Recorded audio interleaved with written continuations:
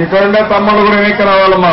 ఇక్కడుండే తమ్ముళ్ళు కూడా అర్జునుడు నువ్వు కూడా ప్రమోషనే, నీకు కూడా ఎగ్జామిషన్ లేదు.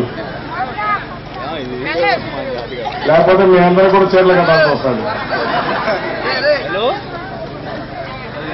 శంకరబాబు నీకు కూడా అమ్మా, నీకు కూడా ఎగ్జామిషన్ లేదు. వచ్చి ఎన్నికరా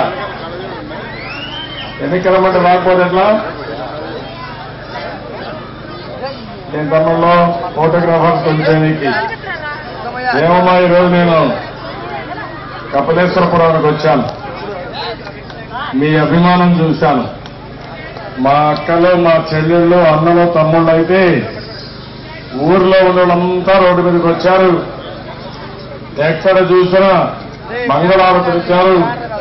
మీ అభిమానాన్ని చాటుకున్నారు.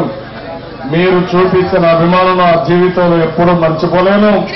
రాత్రి కూడా మీ పొలిమేరల్లోనే రాత్రంతా ఉన్నాను. 154వ రోజు మీ ఊర్లో ఉన్నాను కాబట్టి శాశ్వతంగా నాకు గుర్తుంటుంది. మీకు అండగా ఎప్పటికీ నేను ఉంటానని మరొక్కసారి ఇక్కడికి ఇచ్చేసిన అక్కలకు ఈరోజు నేను వచ్చింది మీ కష్టాలు చూడడానికి వచ్చాను. మీ ఇబ్బందులు నేరుగా చూసి మీ ఇబ్బందులు తొలగించాలని వచ్చాను. ఇంకో పక్క ఈ పిల్లల భవిష్యత్తు కోసం వచ్చాను.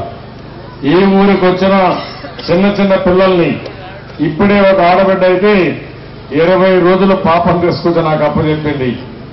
ఆ ఆడబిడ్డ ఉద్దేశం ఒకటే, ఈ పాప పెరిగిన తర్వాత మంచి భవిష్యత్తు చూపించే బాధ్యత నీదేనని ఆ ఆడబిడ్డ నాకు చెప్పింది. దాన్ని బట్టి నేను తప్పకుండా ఆ బాధ్యత తీసుకుంటాను. పిల్లల భవిష్యత్తు, బంగారు భవిష్యత్తు అయ్యేటికి ఏమేం చేయాలో అది చేసే బాధ్యత తెలుగుదేశం పార్టీ. 9 ఏళ్లు రాష్ట్రంలో ఒక రాక్షస పాలన జరిగింది. ఏమన్నా అవునా కాదా?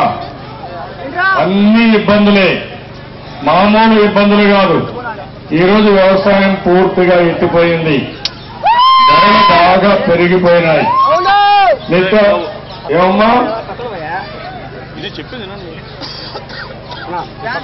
మా ఆడబిడ్డ చెప్పినట్టు మైక్ ఇవ్వాలమ్మా. మళ్ళా నేను మిగిలిన విషయాలు చెప్తాను. మా ఆడబిడ్డకి మైక్ ఇవ్వండి.